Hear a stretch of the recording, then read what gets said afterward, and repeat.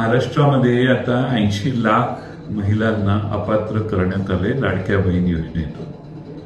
महाराष्ट्रामध्ये विधानसभेच्या निवडणुकीच्या आधी दिसेल त्या महिलेला लाडक्या बहिणीच्या योजनेत घालण्याचं काम झालं.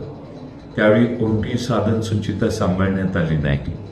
किंबहुना निवडणूक तोंडावर असताना आचारसंहितेचा उल्लंघन देखील काही प्रमाणात झाला असं म्हटलं तर वावगं ठरणार नाही.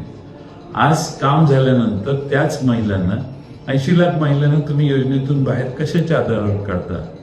आता म्हणतात काही बोगस आहे, काही फेक आयडी आहेत वगैरे वगैरे. पण ते करताना त्याचा तपास करण्याची जबाबदारी कोणाची होती? जर तुम्ही 80 लाख महिलांना योजनेतून बाहेर काढणार असाल तर त्याची जबाबदारी फिक्स करा. कोणी हे चुकीच्या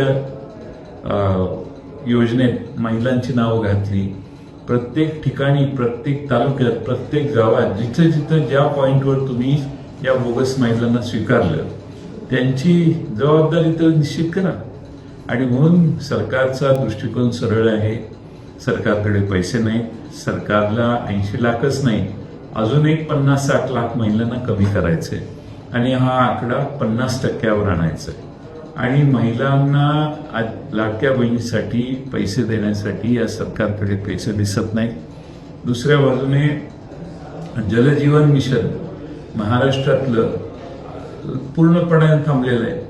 25,000 पेक्षा जास्त योजनांना पैसे दिलेले नाही आणि महाराष्ट्रात जवळपास हजारो कोटी रुपये, काही लोक म्हणतात की 38,000 कोटी, काही लोक म्हणतात 18,000 कोटी, 18,000 कोटी रुपयाची देणी जलजीवन पाणी पुरवठा विभागाची थकलेली आहे.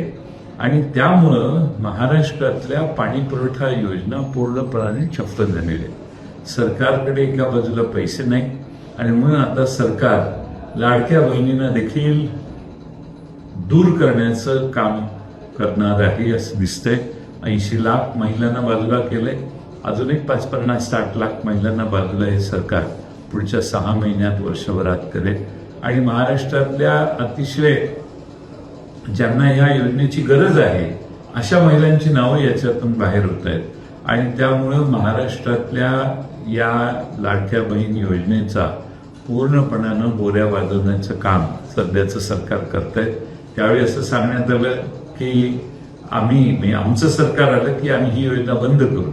महिलांना भीती घालण्यात आली आणि त्यांचा फायदा राजकारणात मागच्या विधानसभेच्या निवडणुकीत मिळवला म्हणून तर एवढी मोठी मेजॉरिटी मिळाली.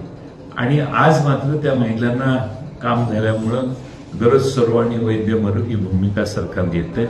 याचा आम्ही निषेध करतो आणि मला खात्री आहे की महाराष्ट्रात ज्या ज्या महिलांना या योजनेतनं बाहेर ढकलण्याचं काम झालं त्या महिला भविष्यकाळात संघटित होतील आणि या सरकारला जाब विचारतील.